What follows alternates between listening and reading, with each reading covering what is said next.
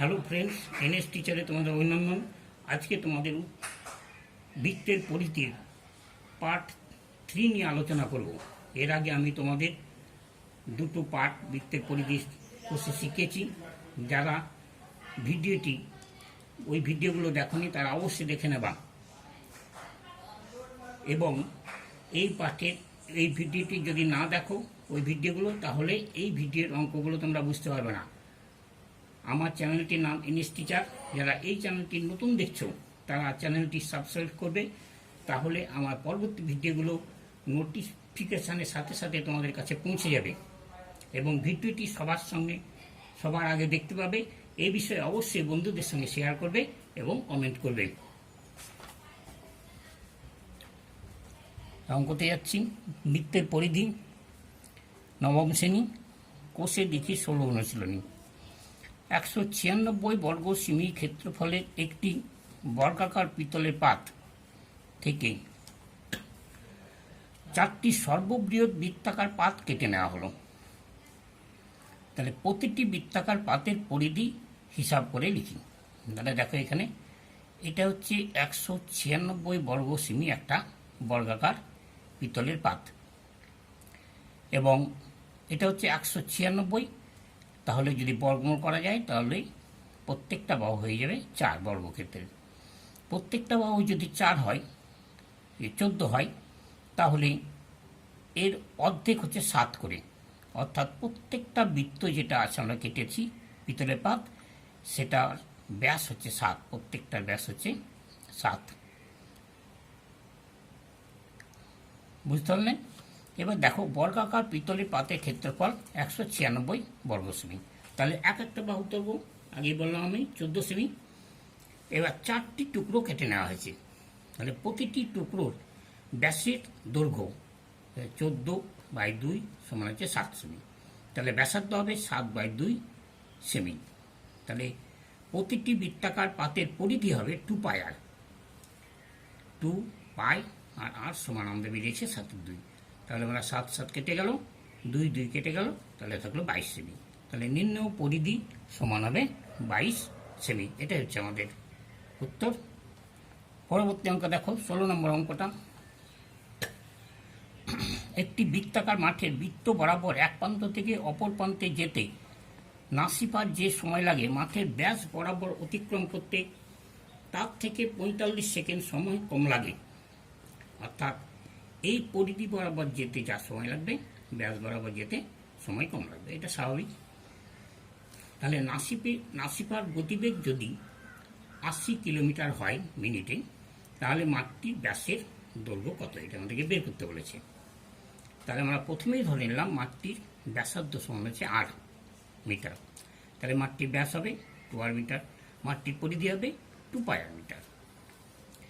এবার বলেছে আমাদের, দেখো, নাসিফা 80 মিটার পথ যায় 1 মিনিটে। তাহলে 1 মিটার পথ যাবে কত? 1/80 মিনিট। তাহলে আমাদের ব্যাস বরাবর যে পথটা 2 মিটার পথ যাবে 2/80 মিনিট। আবার 80 মিটার পথ যায় 1 মিনিটে, 1 মিটার পথ যাবে 1/80 মিনিটে। তাহলে পরিধি বরাবর অর্থাৎ 2 পাই 8/80 মিনিটে। তাহলে আমাদের শর্ত অনুসারে দাঁড়াচ্ছে যে 2 পাই 8টা হচ্ছে বড়, 2 পাই 8/80 বিযুক্ত 2/80 সমান হচ্ছে 45/60। এটা সেকেন্ড ছিল, 60 দিয়ে ভাগ করলে মিনিট হলো, কারণ আমাদের এইগুলো সব মিনিটে আছে। এবার সহজ ক্যালকুলেশান, 2/80 কমান গেল, 22 7 বিযুক্ত 1, 45 60, 2/80 থাকলো। এটা বিয়োগ করলে আসে 15 7 সমান হচ্ছে 45 60। তাহলে 8 সমান হচ্ছে, আমরা এইভাবে করব, 80 গুণিত 15 গুণিত 45, 80 গুণিত 15 গুণিত 45, নিচেরটি 2 গুণিত 15 গুণিত 60। তাহলে হচ্ছে কাটাকাটি করলে দাঁড়াচ্ছে, দেখো, 3 15 45। তারপর হচ্ছে 0 0 কেটে গেল। এটা হচ্ছে 3 2 6, এটা 2 4 2 8, আবার 4 2 8। তাহলে হচ্ছে 14 মিটার। তাহলে নির্ণয় ব্যাস সমান হবে, ব্যাস সমান হবে ব্যাসার্ধের ডবল, 14 গুণিত 2 সমান হচ্ছে 28 মিটার। অতএব মাঠটির ব্যাসের দৈর্ঘ্য 28 মিটার। এটা হচ্ছে আমাদের উত্তর। এবার 17 নম্বর অঙ্কতে চলে যাও।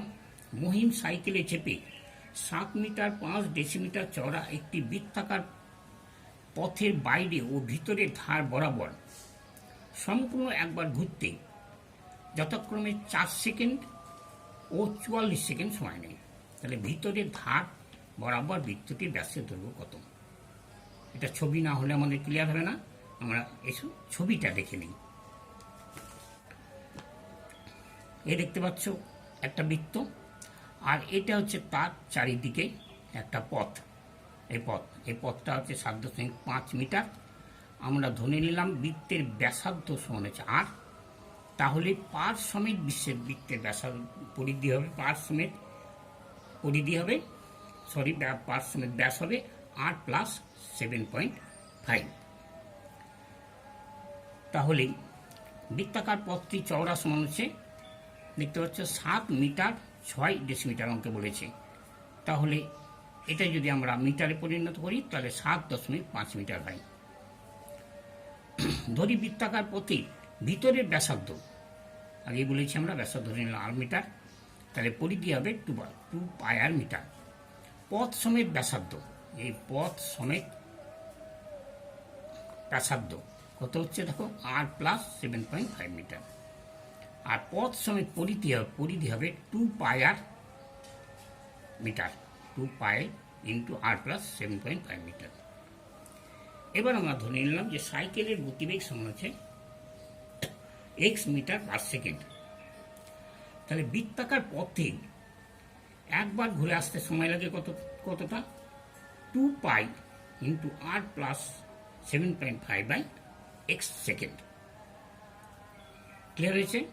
কেননা এক্স মিটার পথ যায়, এটা যদি ঐকিক নিয়মে করো, এক্স মিটার পথ যায় 1 সেকেন্ডে, 1 মিটার যাবে 1/x সেকেন্ডে, তাহলে 2 পাই আর ইন্টু আর প্লাস 7.5 মিটার পথ যাবে এটা বাই এক্স সেকেন্ড। ঠিক একই রকমভাবে বৃত্তাকার পথ বরাবর ঘুরতে সময় কতটা লাগবে? তাহলে বৃত্তাকার পথ হচ্ছে, এটা হলো পথ সমেত ঘুরতে, আর এটা হচ্ছে শুধু বৃত্তটা ঘুরতে সময় লাগবে 2 pi r by x second. কেননা আবার ঠিক সেই ঐকিক নিয়ম, এক্স মিটার পথ যায় 1 সেকেন্ডে, 1 মিটার যাবে 1/x, তাহলে 2 pi r by x, 2 pi r metre পথ যাবে 2 পাই আর বাই এক্স সেকেন্ডে। তাহলে শর্ত অনুসারে দেখতে পাচ্ছ যে এইটা ইস্টু এটা সমান হচ্ছে 46 ইন্টু 44। তাহলে এইবার আমরা এই এক্স এক্স কেটে গেল, 2 পাই কেটে গেল, পড়ে থাকছে এখানে আর প্লাস 7.5 ইস্টু আর সমান হচ্ছে, এটা কাটাকাটি করলে 23:22। এটা হচ্ছে উপরে আর এটা হচ্ছে নিচে, 23/22। কোনায় কোনায় গুণ করলে 23 আর সমান হচ্ছে 22 আর প্লাস 165। তাহলে 23 আর থেকে 22 আর বিয়োগ 165টা ডান দিকে থাকবে, তাহলে আর সমান হবে 165। তাহলে ভিতরের ধার বরাবর বৃত্তটির ব্যাসার্ধ আমরা পেয়ে গেলাম 165 মিটার, আর ভিতরের ধার বরাবর বৃত্তটির ব্যাস হবে ব্যাসার্ধের ডবল সমান 330 মিটার। এটা হচ্ছে এই আমাদের উত্তর, এটা হচ্ছে আমাদের। এবার দেখো আমরা পরের অঙ্কটা যেটা আমরা করালাম, তার পরের অঙ্কটা একই অঙ্ক, তোমরা অবশ্যই নিজে করে নেবা, একদম সেম অঙ্ক। এবার আমরা এমসিকিউয়ে চলে যাচ্ছি। 19-এর একটা, একটি ঘড়ির কাঁটা ও একটি মিনিটের কাঁটার গতিবেগের অনুপাত 4টে বলে দিয়েছে অপশন আমাদের, 1:12, 12:1, 1:24, 24:1। সমাধানে আমরা দেখছি যে ঘড়ির কাঁটার দৈর্ঘ্য, ঘড়ির একটা যদি ঘড়ি হয় তাহলে সেই ঘড়ির কাঁটা, এই হচ্ছে ঘড়ির কাঁটা, ঘন্টার কাঁটা, এটা হচ্ছে ঘড়ির ঘন্টার কাঁটা, এই হচ্ছে ঘন্টার কাঁটা, তার মানে হচ্ছে এই ঘন্টার কাঁটা মানে হচ্ছে ব্যাসার্ধ সমান হচ্ছে আর একক। ঘড়ির পরিধি, তাহলে এই পরিধিটা এটা হচ্ছে আর, আর এটা হচ্ছে 2 পাই আর। একক। তাহলে ঘড়ির কাঁটা যতক্ষণে এক পাক ঘুরে, ঘড়ির ঘন্টার কাঁটাটা যখন এইখান থেকে শুরু করে যখন এক পাক ঘুরবে দেয়, মিনিটের কাঁটাটা তখন, এখানে মিনিটের কাঁটা থাকবে, এটা ঘন্টার কাঁটা ধরো, আর এটা মিনিটের কাঁটার একটু বড়, মিনিটের কাঁটাটা তখন 12 পাক ঘুরবে।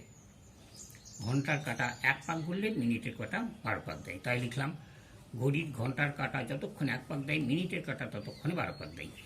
তাহলে আমরা পেয়ে যাচ্ছি অর্থাৎ 2πr is two 12 into 2πr। তাহলে এই 2πr কেটে গেল, 1:12। তাহলে আমাদের অ্যান্সারটা হলো 1 নম্বর অপশান।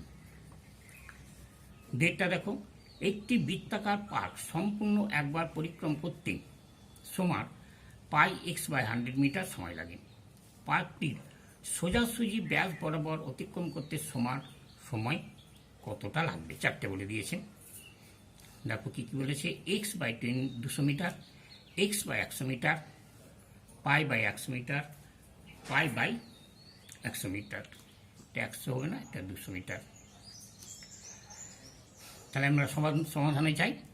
বলেছে খুব ভালো করে অঙ্কটা বোঝার চেষ্টা করো। বৃত্তাকার পার্ক সম্পূর্ণ একবার পরিক্রম করতে সময় লাগে πx/100 মিটার। তাহলে আমরা ধরে নিচ্ছি পার্কটির ব্যাসার্ধ, এই যদি পার্ক হয়, এই পার্কটার ব্যাসার্ধ হচ্ছে r, তাহলে ব্যাস হবে কত? 2r, আর পরিধি হবে 2πr মিটার। তাহলে 2πr পথ যেতে সময় লাগছে πx/100 মিটার। তাহলে 1 একক পথ যেতে সময় লাগবে πx/100 × 2πr। এইবার বলেছে পার্কটি যদি সোজাসুজি যায়, অর্থাৎ এই ব্যাস বরাবর, অর্থাৎ 2r একক পথ যেতে কত সময় লাগবে?